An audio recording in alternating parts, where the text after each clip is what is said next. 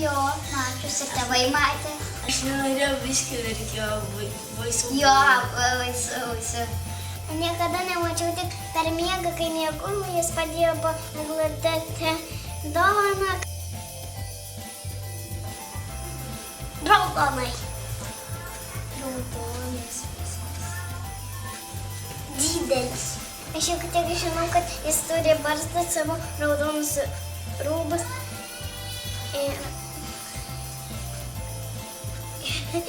Ir toliau nežinau. Su kepurė kalėdinė, su pakilusiais baltais plaukais. Tegu neišyšėja, bet viškis storas. Jisai raudonas kostiumas, tada jo barzda balta ir su kepurė. Nu, panašiai, tokia raudona, va čia balta juosta. Šitas va. Jisai atrodo su raudona kepurė. Storas. Manyčiau, atrodo iki kelienų. Taip, privalgo ir tada jau tas, kaip vadinamas pilvu, nusmuksta iki kelių.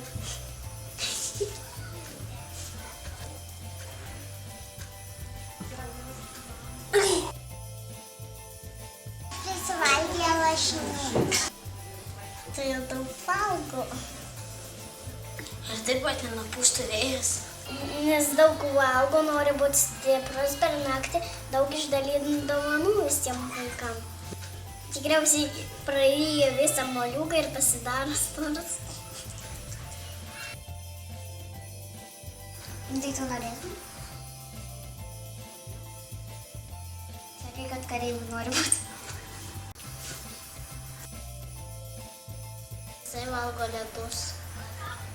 Gal kur yra gal šiauriai, kadangi yra gal žuvis? Maista. Sriuba, višelės. Čia tai sunkus klausimas. Atrodo kaip mūsų maistas. Mes ten viskas iš ledo. Taip, ten viskas iš ledo, taip kad turbūt normalaus maisto nėra, tai gal viskas būtų šaldyta, tada nebent. Ne toks jau. Jisai yra žmogus.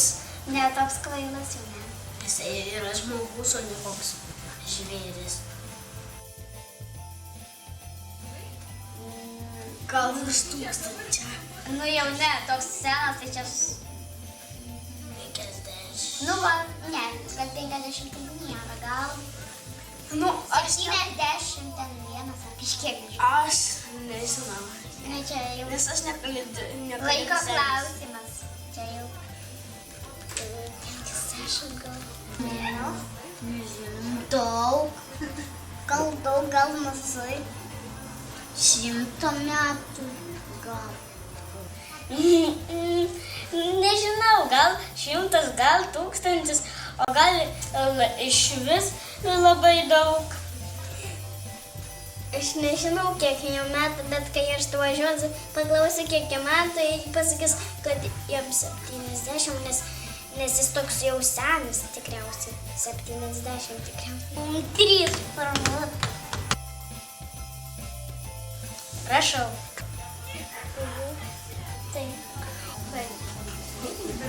Nes laiškai padeda atgauti dovanas. Rašiau aną kartą, o čia jau antras kartas. Aš pirmą kartą rašiau, bet nenoriu tos dovanas. Jo, apsigalvoju. Tokie maži nykštukai. O tokie. Taip, jo, gamina nykštukai. Aš žinau, kur gamina dovanas, va taip važiuoja tas ir dovanas va taip veza ir va tokie nestukai va ir jo va dar, ir jo nestukai. Gal pro balkoną. Per kaminą. Mes miegam naktį Ir po kaminą ateina, duomenas įmeta po kaminą, paskiau ir viskas. Įlipa ir man duoda dovanas, aš padedu po eglę ir jisai išeina pro duris, nes pas mus ant stogo nėra skylės. Taip.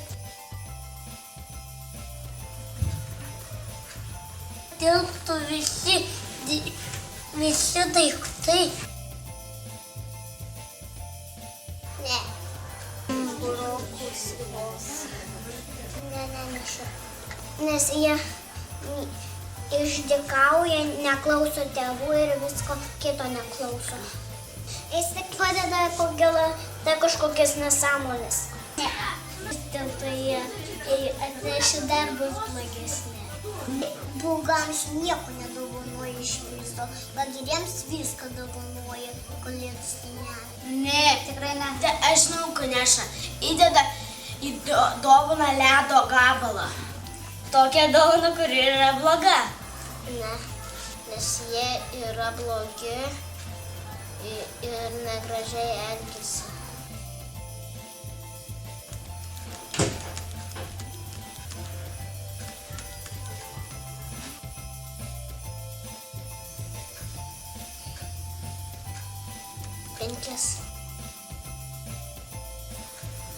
Tada pasidedu ir pasakau mamai. Mama, atnešė dovanų. Jie atnešė dovanų. Su savo rogėmis tenais jisai įlipa, yra elniai, kurios pasikinkia kaip arklius ir jie moka skraidyti, tai nuskraidina tas rogės su kalėdų seneliu ir dovanomis į žemę. Jos atrikabina prie rogių ir jas skraido. Ir rogės įdeda tas žaislus į maišą ir rogės ir veža per dangų pats skraidydamas į savo elniais. Elniai. Ir žinau pavadinimą, kad pasatas.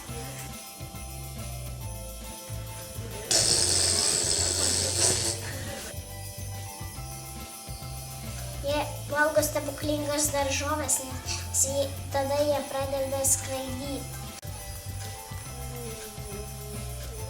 Ledą gal. Ėdalą elnių. Jisai gyvena šiaurėje. Jo namai iš medžio. Kiek atsimenu, tai šiaurėje tenais, nežinau kaip vadinasi, pamiršau, bet šiaurėje ten kažkur susirado savo kampą ir tenais pasistatęs namus. Name, kur sninga ir pirmie aukštie. Ir Atlantiniai.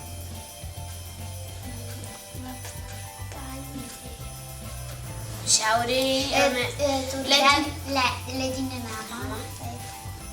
Turi elnius, kalėdą savo, o namas pastatytas iš tokių ledas, kubelių, va, o tokių va. Langai yra normalus. Langai tai tokie. Tikriausiai jo namai yra irgi saldainių kaip raganos panašiai. Taip labai šalta. Ten yra baltų meškų.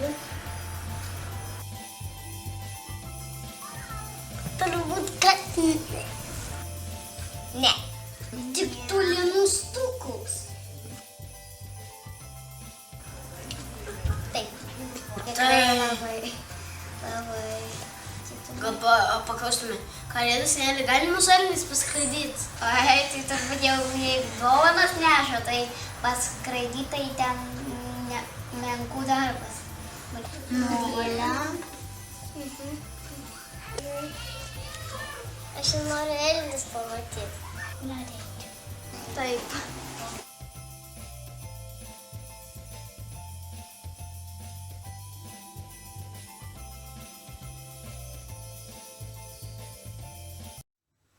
Ko aš čia pažlempuotas?